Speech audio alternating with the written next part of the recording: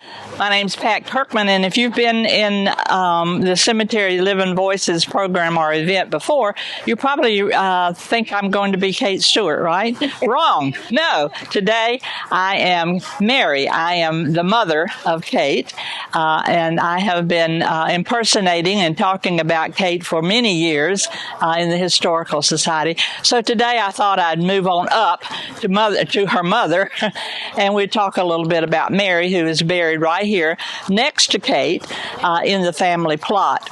Well, Mary Stewart, I was born in 1795 in Tennessee, in the hills of Tennessee, and I married there a gentleman by the name of Joseph Bensell, Bensell. And Joe and I had 5 children before you know it, there in Tennessee. And during that time, at the beginning of the 1800s, people were looking for all sorts of opportunities and jobs and relocating. And so we decided to do the same thing. We left Tennessee and headed east toward Wilmington. Now, Wilmington had a reputation at that time of being about the largest city in North Carolina because it was on the water, and you needed to be able to get yourself back and forth, and that was the best way during those years was by water. So we came down to Wilmington and ended up actually just south of Wilmington where Fort Fisher is now, and that was called Federal Point at that time. And so at Federal Point, Joseph found a job there, and we were there for a couple of years maybe with our children. And then we heard that there might be some opportunities for us over here in Smithville. So we came across the water on a ferry there and ended up here in Smithville. And sure enough, we did find an opportunity. There was an old warehouse down on the waterfront here that had been abandoned. It was empty and nobody was using it for anything. And we got it for very little money and decided to build or to make it into an inn because it had several storage rooms in it. And Joseph and I decided, well, maybe we can work on this a little bit and turn this into an inn, which we did. And it was called the Water Skirt Inn because it was on the water skirt down here, almost straight ahead. If you walked straight ahead here down that street, you would basically run into where the Water Skirt Inn was. So now we're talking maybe about 1825 or so. And we added a second story to that old warehouse so we could add more rooms and make it into a more viable inn.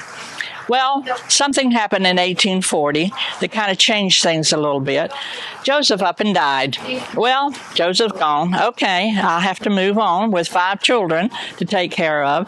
And we were, of course, living in the inn as well as taking care of it, renting out the rooms and that sort of thing. So now I am a widow with 5 children. But I have caught the eye of the pharmacist at the fort. Now, I didn't look like this at that time, which is a good thing. So we started courting a bit, and before you know it, we were married in 1842, and our child was born in 1844. Her name was Catherine, called Kate. Even on her tombstone today, she was never called Catherine. She was always called Kate. And I was 49 years old when she was born, so that was quite an accomplishment on my part, I thought. But now, I had married this pharmacist. His name was Charles Henry Stuart, and Charles Henry was a Scot. He was from Scotland. I'm from Tennessee. I talk funny. He talked funny. We didn't talk much. But I don't know what got into his head, but he decided this was not the life for him. And he just left, up and left, and I did not know where he went, and I still don't know where he went. And it's okay. Now, Charles Stuart did write one letter to our daughter Kate when she was about 3 or 4 years old that was brought over on the mail boat from Wilmington, delivered to us, that just basically said, "Dear daughter Catherine, Kate, I hope you will avail yourself to your education and become a wonderful person, da da da da da." Well, that's the only thing we ever heard from Charles. Whether he went back to Scotland or whatever, doesn't matter. We just kept working down at the inn. Now, I had changed the name of the inn from the Waterskirt Inn to the Stuart House when I had married Charles Henry, and it stayed, that's the name that we kept because, of course, Kate was a Stuart, and since she never married, she became the proprietress, the head of the house at the Stuart House Inn, which became very famous, actually, because many people came to Smithville and Southport. And I'll tell you why. Because we were the county seat for Brunswick County from 1808 until 1978. 170 years, this was the county seat. And people came here from all over North Carolina and, of course, Brunswick County for business, for court business. And then they up and moved to South America. No, wait, Bolivia, wherever that is. I was thinking it was in South America. So in 1978. But under Kate's leadership, the inn did become quite famous, and many famous people did come to stay at the inn. And you can find pictures all over the history books and the web about Kate Stuart. So, and the Stuart House.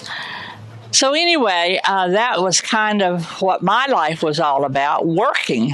And that's why I was usually in the apron, because I was working all the time down there, cooking meals and washing sheets and taking care of cleaning and all of the things, gardening, that go with cooking and taking care of people who stayed in our inn. We have a sad story in our family as well. My only son, Joseph Jr. Bensell, was on his small boat going out to bring a ship in. He was a pilot and a blockade runner during the Civil War to bring a ship in during a storm that came up, and their boat capsized and all of them were drowned. If you can see the memorial right down there, it's an obelisk, right, kind of looking there. That is our memorial to the pilots who died in 1872, and also another group that died a few years later in the same sort of thing. Boats were capsized during a storm. So this is the tombstone that we put up here in the family plot for Joseph, and it memorializes him, even though his body is not here. His body is out to sea. But the sad part, the even sadder part about losing my son Joseph at age 48 was that my grandson, who was 16, Joseph the third, was also on that boat. He was not a pilot. He had just gone along with his dad for the fun of it, and his life was also lost at sea. We've had sadness and happy times in our lives here in Southport and Smithville, and I'm very happy to have been able to talk to you today. And thank you for coming to the cemetery.